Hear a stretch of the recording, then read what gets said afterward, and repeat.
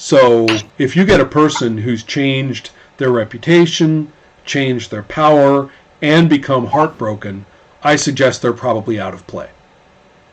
That person is no longer a functioning, being. Interesting.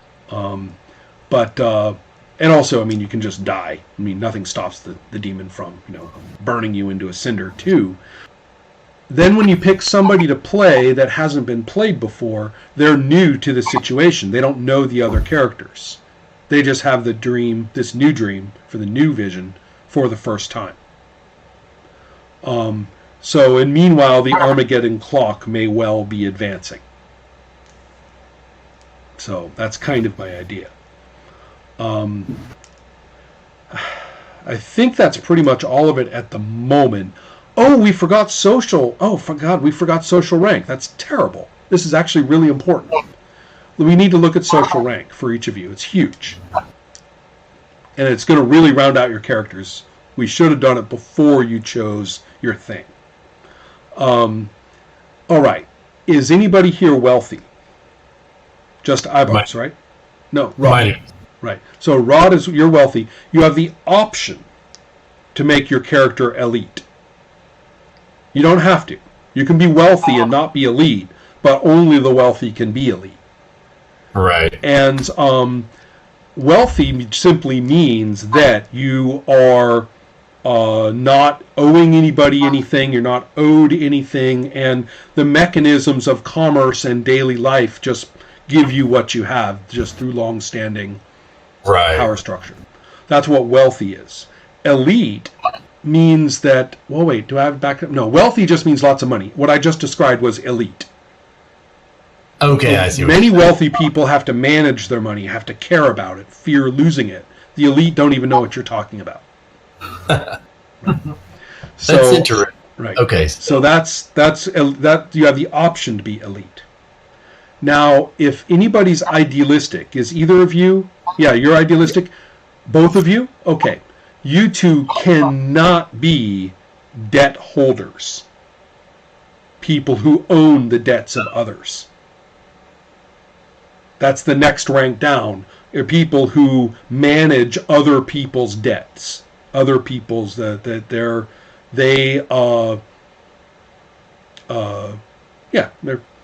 people who represent a great deal of wealth because other people owe lots of it. Okay. So you cannot be in that role. Rod, you have the option to be in that role. Are you wealthy and idealistic, or wealthy and what was it, Rod? Wealthy, educated. Educated. Okay. So And interestingly enough, you cannot be a debt holder because, and I think this is very clunky, but the way I have it written right now, to be a debt holder, you can be wealthy, you can be educated, but you can't be both. So it made sense to me. I'm still not sure if it's very elegant as a rule, but it makes sense. Okay. So you could be wealthy, but you can't be a debt holder. So far, so good? Yeah. For Rod. For the two of you, you can't be wealthy, and you can't be debt holders. Sorry, you can't be elite. I keep mixing that up. You can't be elite, and you can't be debt holders. So you guys are already bumping down toward the lower parts of the social ranks. The next social rank is indebted. You owe money. You owe wealth. And you exist because you keep paying your payments. That's how that's the main role of your income, is to keep your payments going, and that's how you maintain however it is you live. You can't be indebted and be wealthy, because by definition you don't control your money. But otherwise anybody can be indebted. So you guys have the option to be indebted. And Rod does not. So Rod, so far you are able to be either but you're educated. No, so far you're elite, right? Right. So that's your option so far. Right. So far, the only option that you have is to be elite. So far, the only option that the two of you have, Ibars and Gordon, is to be indebted. Okay. So far, so good? Sure. Now for the fun one. Slave. The only requirement for slave is that they don't have formal authority. Oh, interesting. Hmm. Oh, I like They can this. be anything else. Kind of end up being a So that means Rod has the option of being a slave. like And Gordon and Gordon, you have invested authority, right? And you have deep authority for Ibars, so you guys could be slaves. So all of you have the option to be slaves. Now, slaves are very interesting in this culture. They are owned but slavery is effectively considered to be a form of paying a debt. It's an extreme form of debt. And maybe someone else owed money and you were a member of the family, so you became the slave. Or maybe it was you. Your name was taken away. You're given a name by your owner. You can be sold to another owner, right, and transferred more properly, in some kind of deal. You are considered an asset. And most importantly, there's a whole set of laws that are taken very seriously that protect slaves as property. To abuse a slave is a crime. To put the slave to work in a fashion that's not part of what they're for is a crime. In other words, it's not slave in the American sense, which basically means you're a domestic animal and nobody cares what happens to you. This is a piece of the economy. Just under 50% of the people in the city are slaves. Slavery is long term, but it does have a designated ending. Sometimes it's a little bit like a life sentence. Sometimes it's like, well, in 100 years you'll stop being a slave, and everybody knows you're going to die before that. But most of the time it's not. So slavery is designated by a time period. And furthermore, if you can get enough wealth, and also a slave can be wealthy. There are slaves who are more wealthy than their owners, for example. It's just that for whatever reason, they're not able to use all that wealth to pay themselves off for some reason.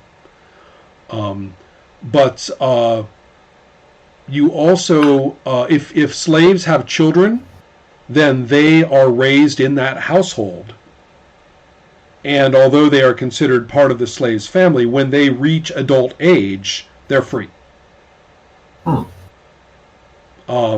This is actually based on Roman Republic law, okay. which is mischaracterized in the TV shows, which focus more on gladiators and mines, and they depict household slaves in Rome very much like black slaves in the American South. But it was a very different situation. I'm not saying it was great. You have your name taken away. You don't have any choice over where to live. You don't have any choice over... You are expected to dedicate your work and your life to your owner's good. There are things you can't do. You have no freedom of movement. But you don't have to wear special clothes. This is something that's kind of also interesting.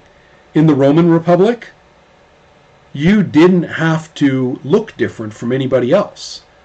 Walking around in the streets of Rome, 50% of the people you meet are slaves, and you cannot tell by looking at them. So it's a completely different kind of situation. The better English translation would probably be an extreme form of indentured servitude.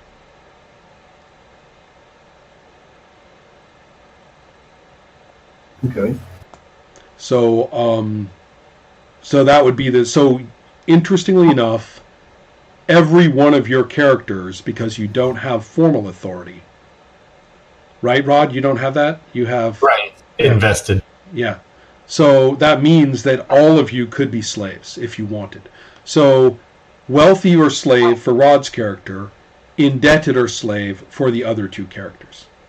or sorry, elite. I keep saying the wrong thing. Elite or slave for Rod's character, indebted or slave for the other two. Indebted, by the way, is the closest to modern urban life, modern professional life. Yeah. I figure anybody that most of us know would be in that category. The management of their income to what they owe on a weekly or monthly basis is pretty much what their money does. I think I will be a slave. Ah, okay. As slave underworld lord. Yeah, Yeah, slave underworld manipulator. Yeah. Yeah, I think I'll make this guy elite, though. I think I'll Okay. go ahead. Sure, I might as well just go with indebted. Right. The- So as you can see, the three characters end up being really different, Right. right, in terms of their personal histories and what they're doing and stuff like that. And now, do you see? I think they're pretty interesting characters. So when Yeah, you make your vision and see this thing that you love get destroyed and burned, Right. and start examining or realizing that the ancient things of the city are real and that you can use them